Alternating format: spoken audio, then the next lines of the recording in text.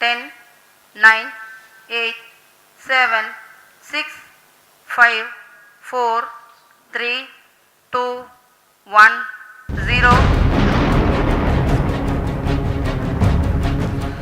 और इस तरह उस उड़ान का आगाज हुआ जिसमें 140 करोड़ हिंदुस्तानियों की आकांक्षाओं और उम्मीदों का आसमान।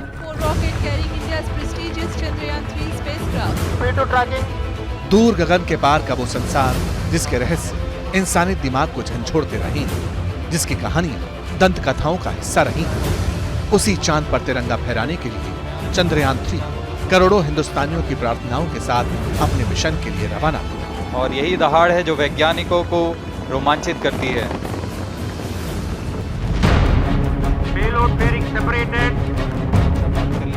जैसे ही लॉन्चर मॉड्यूल और चंद्रयान 3 अलग हुए, पूरे कंट्रोल रूम में तालियों की गड़गड़ाहट गूंज उठी।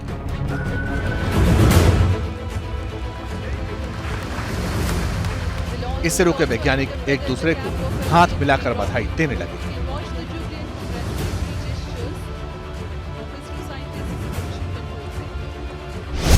दोपहर 2:35 पर सतीश धवन स्पेस सेंटर से LVM-3M4 रॉकेट के जरिए चंद्रयान को स्पेस में भेजा गया है।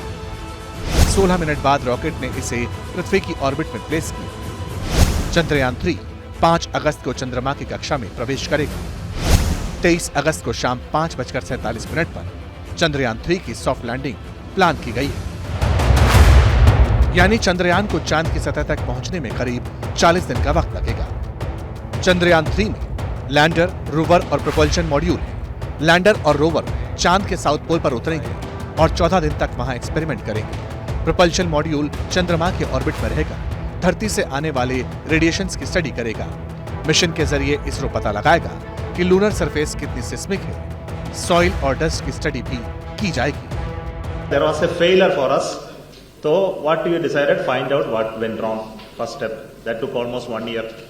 Second step, what we can do, corrections are required to make it better.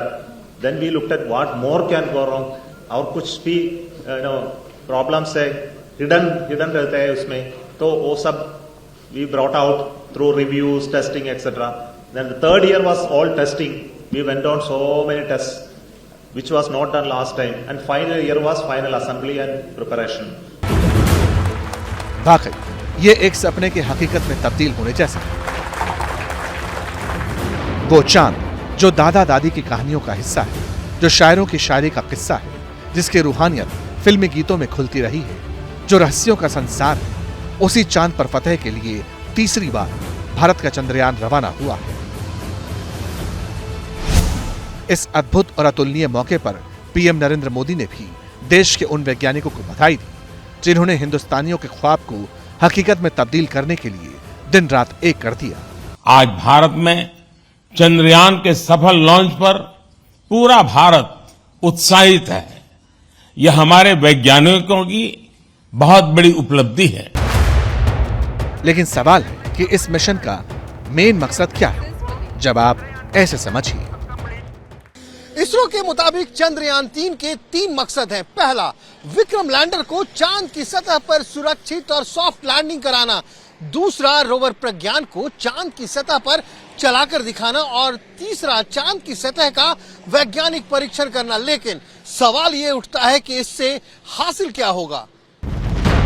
अगर मिशन कामयाब रहा तो अमेरिका, रूस और चीन के बाद हिंदुस्तान ऐसा करने वाला चौथा देश बन जाएगा। अमेरिका और रूस दोनों के चंद्रमा पर सक्सेसफुली उतरने से पहले कई स्पेसक्राफ्ट क्रैश हुए थे। अगर हम कामयाब होते हैं तो जमीन से आसमान और आसमान से अंतरिक्ष तक हिंदुस्तान की काबिलियत का परचम लहराएगा। The entire mission is totally indigenous, living up to the mantra of Atmanirbhar Bharat. And in the years to come, I think this also reiterates India's role as a global player, not merely a global player, but as a leading global player in the world arena in the years to come. 15 साल पहले भारत ने अंतरिक्ष विज्ञान के क्षेत्र में एक ऐसी उपलब्धि हासिल की जो कुछ ही चुनिंदा देशों के पास थी। 15 साल पहले देश के पहले चंद्राभियान में किसी अंतरिक्ष यान को चंद्रमा की कक्षा में सफलतापूर्वक दाखिल कराया गया था। जो कि भारत के अंतरिक्ष मिशन के लिए मील का पत्थर साबित हो। अब सफर उससे आगे का है। चंद्रयान 3 की कामयाबी के बाद भारत की चांद पर इंसान को भेजने की तैयारी है। Our first unmanned mission very soon. At the earliest, we are targeting. The work is going on. It's going to be to take major part of the work will be done this year. Gaganyaan activity. ISRO के तत्कालीन chairman के सिवन ने जनवरी 2020 में ये बात कही थी। 3.5 साल बाद इसकी बड़ी तैयारी के साथ चंद्रयान चांद की तरफ कूच कर चुका है। इसके साथ ही नासा के आर्टेमिस 1 का हिस्सा बनकर भारत ने जल्द ही अंतरिक्ष में किसी हिंदुस्तानी को भेजने की ओर कदम बढ़ा दिए हैं। उम्मीद है कामयाबी की ऐसी उड़ान हर हिंदुस्तानी का सिर फक्र से ऊंचा करती रहेगी। पत्रकारिता कोई इमोशन नहीं है, ना अपना कोई ज्ञान देना है और ना कोई विचार थोपना है। पत्रकारिता क्या है? पत्रकारिता का मतलब है सही जानकारी इकट्ठा करना और तथ्य बताना। पत्रकारिता आज जितने महत्वपूर्ण दौर में है, शायद पहले नहीं थी। इस दौर से निकलने के लिए सिर्फ सच दिखाने की जरूरत है, वो सच जो आपके हित को आगे रखे। इसलिए अब रात 9 बजे प्राइम टाइम नहीं होगा, ये आपका टाइम है। जगविंदर पटियाल के साथ देखिए पब्लिक इंटरेस्ट 17 जुलाई से सोमवार से शुक्रवार रात 9 बजे सिर्फ एबीपी न्यूज पर।